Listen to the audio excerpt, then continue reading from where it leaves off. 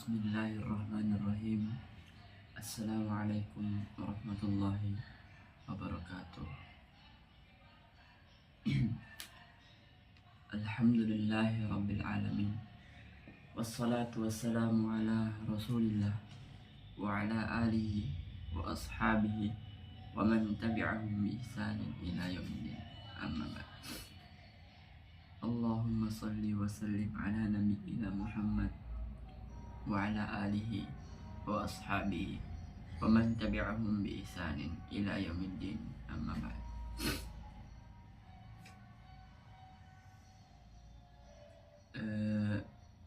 في هذه الفرصة السعيدة وفي المكان المبارك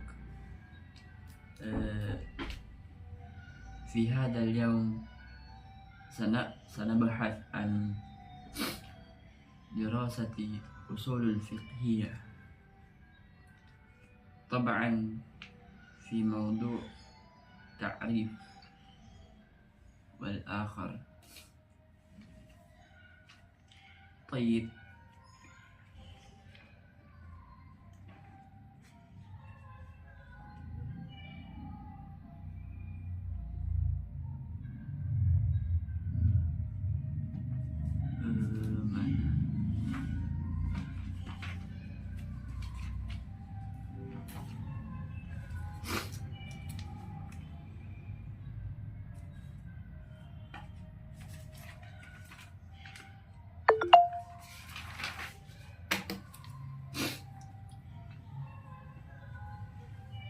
باب الأولى وهي أصول الفقه.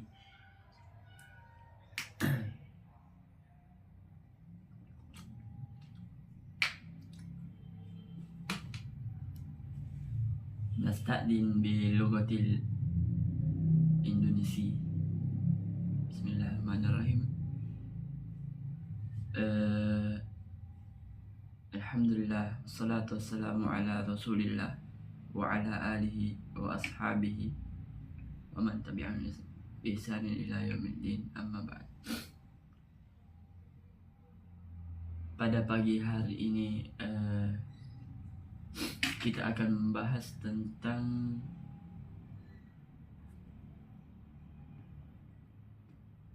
pembahasan usul fiqh karya Syekh Al-Allamah Muhammad bin Shalih Al-Utsaimin rahimahullahu ta'ala. Tabaan, bab pertama yaitu usulul fiqh.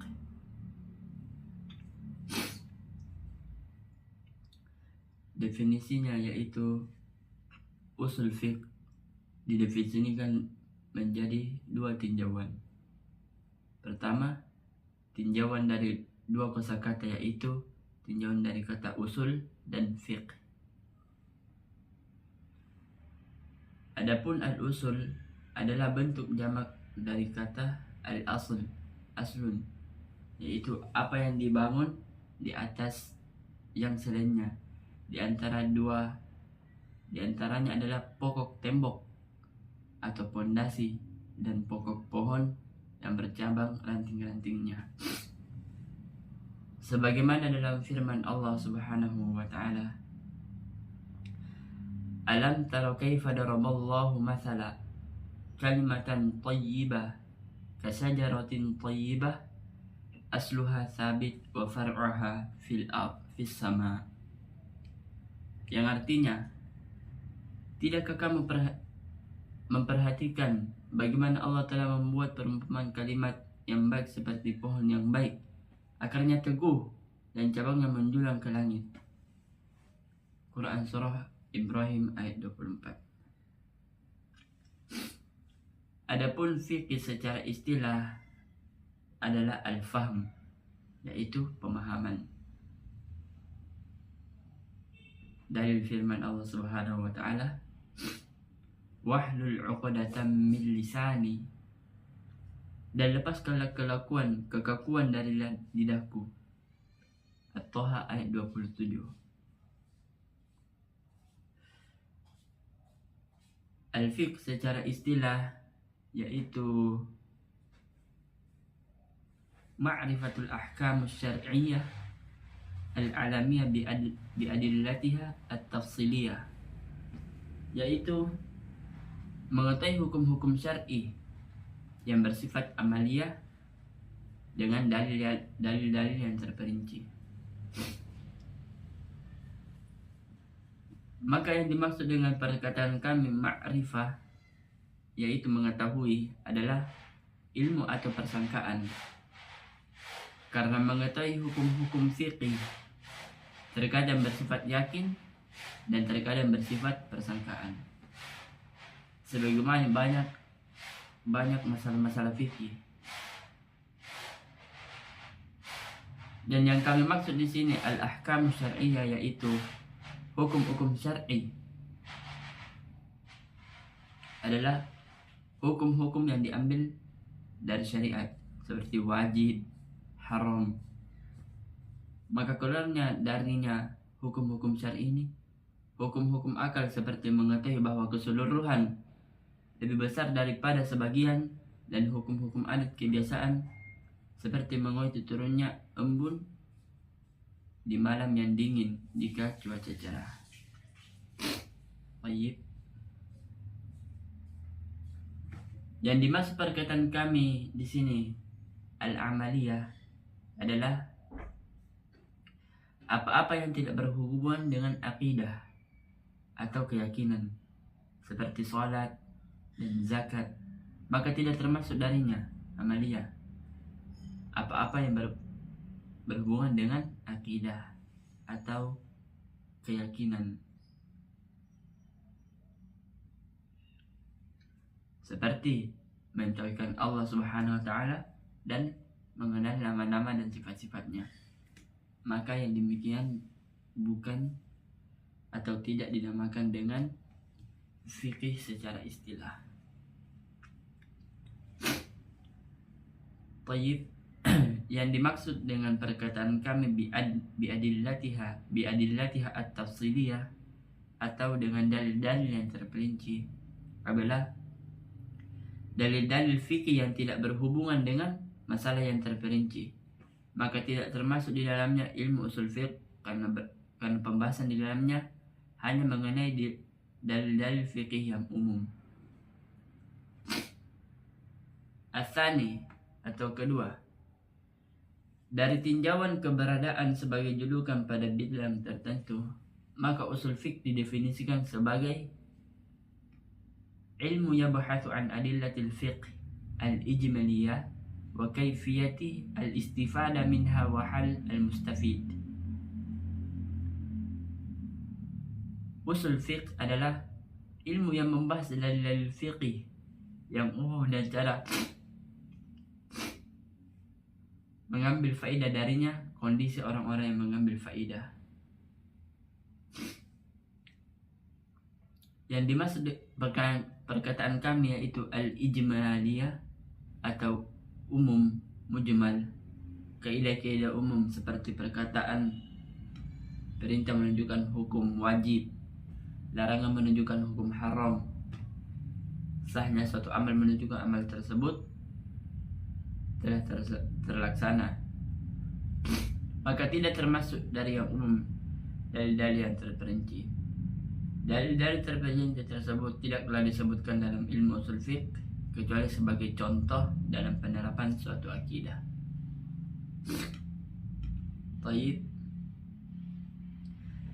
Kemudian yang dimaksud dari perkataan kami wa kaifiyatul istifadah minha, cara mengambil faidah darinya yaitu mengetahui bagaimana mengambil faidah hukum dari dalil-dalil yang dengan mempelajari hukum lafaz-lafaz dan penunjukannya seperti secara umum, khusus, mutlak, muqayyad, nasikh, mansukh dan lainnya. Maka dengan menguasai kaidah-kaidah ini, seseorang bisa mengambil faidah atau hukum dari dalil-dalil fikih. Kemudian diinginkan dengan perkataan kami yaitu wahal mustafid, kondisi orang yang mengambil faidah, yaitu mengetahui kondisi dan keadaan orang yang mengambil faidah, yaitu mujtahid. Dinamakan orang yang mengambil faidah, yaitu mujtahid, orang yang mengambil faidah, karena ia dengan dirinya sendiri dapat mengambil hukum dari dalil karena ia telah mencapai derajat ijtihad, yaitu kesungguhan. Maka mengenal mujtahid, cara-cara ijtihad, hukum dan semisalnya yang dibahas dalam ilmu usul fiqh. Kemudian faidah usulul fiqh. Ilmu usulul fiqh adalah ilmu yang agung kedudukannya. Kenapa? Ia sangat penting dan banyak sekali faedahnya. Faedahnya adalah kokoh dalam menghasilkan kemampuan yang seseorang mampu dengan kemampuan itu mengeluarkan hukum-hukum syar'i dari dalil-dalil dengan landasan yang selamat atau landasan yang sahih. Dan yang pertama kali mengumpulkan menjadi suatu bidang tersendiri adalah Imam Syafi'i, Muhammad bin Idris rahimahullahu ta'ala. Kemudian para ulama sesudahnya mengikuti dalam hal-hal tersebut, yaitu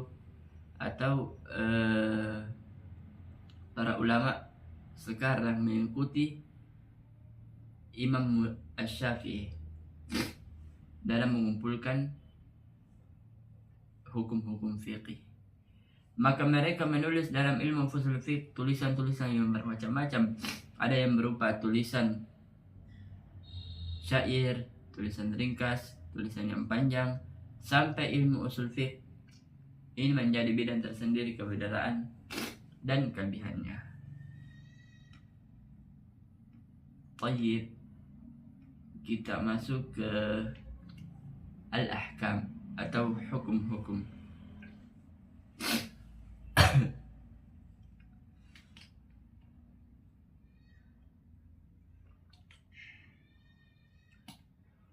Al-ahkam adalah bentuk jamak dari kata al-hukmu, yaitu hukum.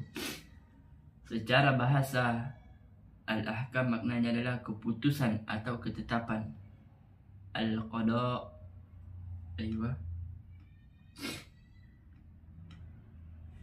Adapun secara istilah, hukum-hukum adalah ma iktidahu khitabu syar'i al-muta'allaq bil af'al al-mukallifin min talab atau takhir atau wad'in, yaitu apa-apa yang ditetapkan oleh seruan syariat yang berhubungan dengan perbuatan mukallaf dari tuntutan atau pilihan atau peletakan. Dan yang dimaksud dari perkataan kami khitabus syar'i, seruan syariat Al-Quran dan Sunnah. Dan yang dimaksud dari perkataan kami al-muta'allaq bil af'alil mukallifin, yang berhubungan dengan perbuatan seorang mukallaf. Apa-apa yang berhubungan dengan perbuatan mereka, baik itu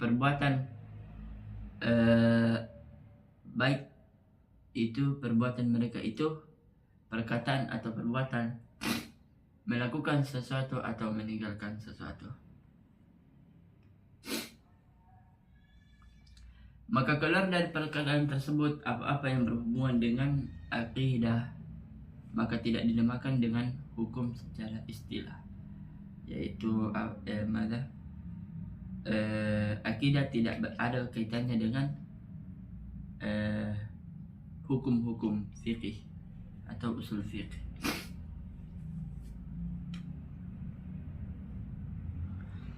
Yang dimaksud dari perkataan kami al-mukallifin, mukallaf, siapa saja yang keadaan dibebani syariat, maka mencakup anak kecil dan orang gila. Yang dimaksud dari perkataan kami min talab, dari tuntutan, perintah dan larangan, baik itu sebagai keharusan atau keutamaan. Kemudian yang dimaksud dari perkataan kami atau takhir atau pilihan mubah, hal yang dibolehkan. Yang dimaksud dari perkataan kami awad'in atau peletakan, sah, rusak, dan yang lain dan lainnya yang diletakkan oleh pembuat syariat dari tanda-tanda atau sifat-sifat untuk ditunaikan atau dibatalkan.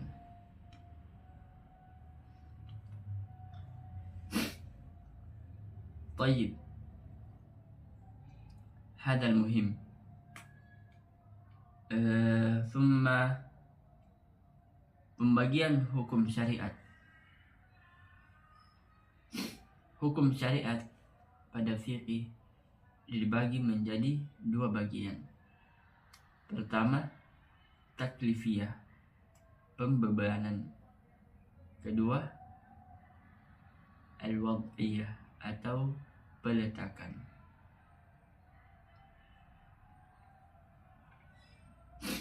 Al-ahkamu taklifiyah khamsah.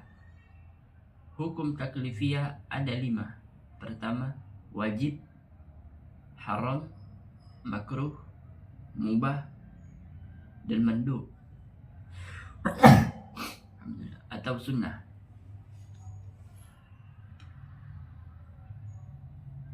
Pertama, wajib.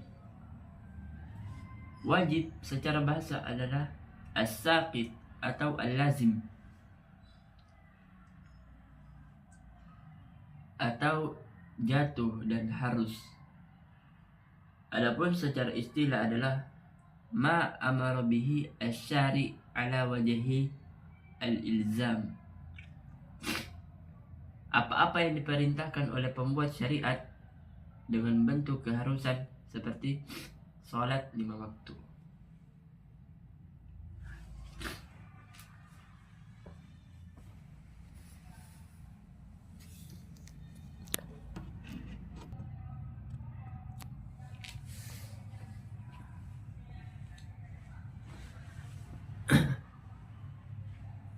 Tayyib, nuwasil.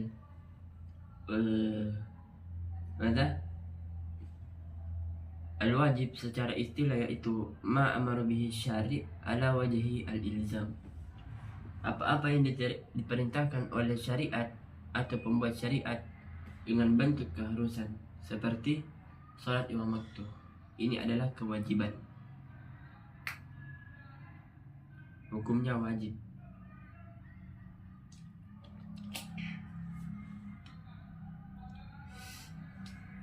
Yang dimaksud dari ma amara bihi syari' adalah apa-apa yang diperintahkan oleh pembuat syariat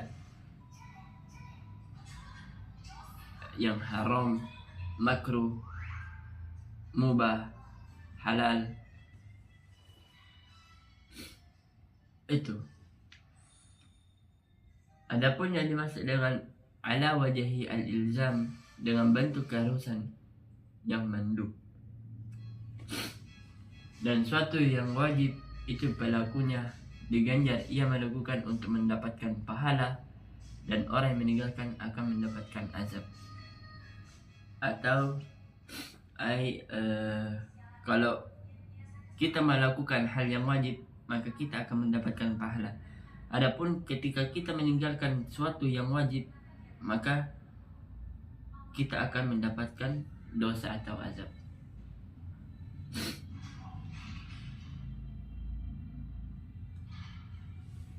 Kedua, mandub.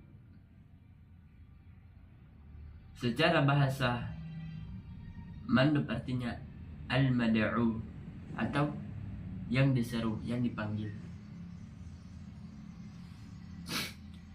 Adapun secara istilah, ma amara bihi syari' la ala wajhi al-ilzam.